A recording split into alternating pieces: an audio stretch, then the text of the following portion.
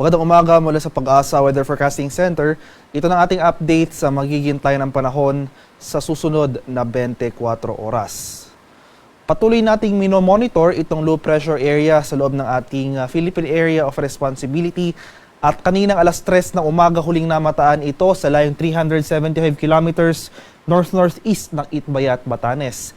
Nananatiling maliit yung tsansa na nasabing low pressure area na maging isang ganap na bagyo sa mga susunod na araw at wala naman tayong inaasahang magiging direktang epekto nito sa namang bahagi ng ating bansa. Samantala ito namang southwest monsoon o yung hanging habagat ay patuloy na mahina at di nakakaapekto sa malaking bahagi ng ating bansa. Itong area lamang na extreme northern Luzon yung lugar na naapektuhan nito. Kaya asahan natin na makakaranas muli tayo ng mainit at maalinsangang panahon sa Metro Manila at sa malaking bahagi pa ng Pilipinas. Gayun pa man, posible pa rin yung mga tsansa ng pulu-pulong pag-ulan na may pakulog at pagkidlat na dulot ng thunderstorms pagsapit ng hapon hanggang sa gabi.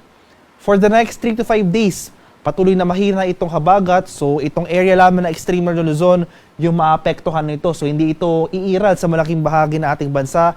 Kaya asahan natin ang generally fair weather conditions for the next 3 to 5 days, mainit at malinsangang panahon, at yung mga pag-ulan lamang na dulot ng thunderstorms pagsapit ng late afternoon to evening ang ating inaasahan.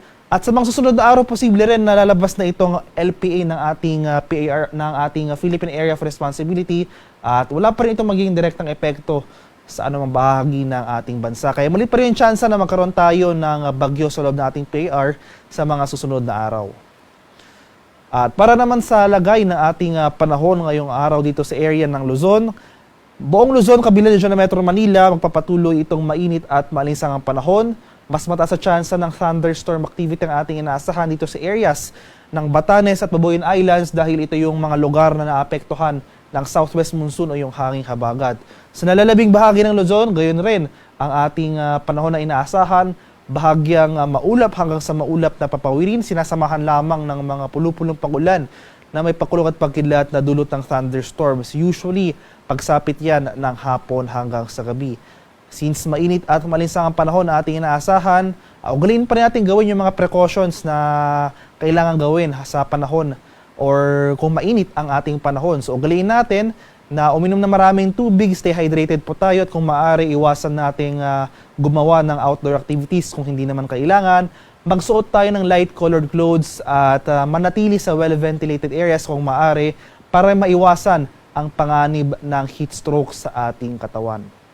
Maximum temperature forecast para sa Lawag ngayong araw, posibleng umabot ng 32 degrees Celsius. 24 degrees naman sa bahagi ng Baguio City at 34 degrees Celsius sa bahagi ng Tuguegarao. Maximum temperature forecast para sa Metro Manila ngayong araw, posibleng umabot ng 34 degrees Celsius. 32 degrees naman sa bahagi ng Tagaytay at 33 degrees Celsius sa bahagi ng Legazpi City. Sa areas naman ng Palawan, Visayas at sa Mindanao, magpapatuloy rin itong generally fair weather conditions buong araw sa malaking bahagi ng mga nabanggit na lugar. Gayunpaman, posible pa rin yung mga tsansa ng panandalian at biglaang pag-ulan na dulot ng thunderstorms pagsapit ng hapon hanggang sa gabi. So as early as tanghali pa lamang, posible naman mo yung mga thunderstorm clouds, babagsak yung mga pag-ulan na dala ng mga kaulapan na ito pagsapit nga ng late afternoon to evening. Kaya ugaliin pa rin na magdala ng payong, pananggalang yan sa init ng araw sa umaga at pananggalang yan sa ulan pagsapit ng late afternoon to evening. Maximum temperature forecast para sa Kalayaan Islands ngayong araw, posibleng umabot ng 33 degrees Celsius. 32 degrees naman sa bahagi ng Puerto Princesa at 33 degrees Celsius sa areas ng Iloilo at Cebu.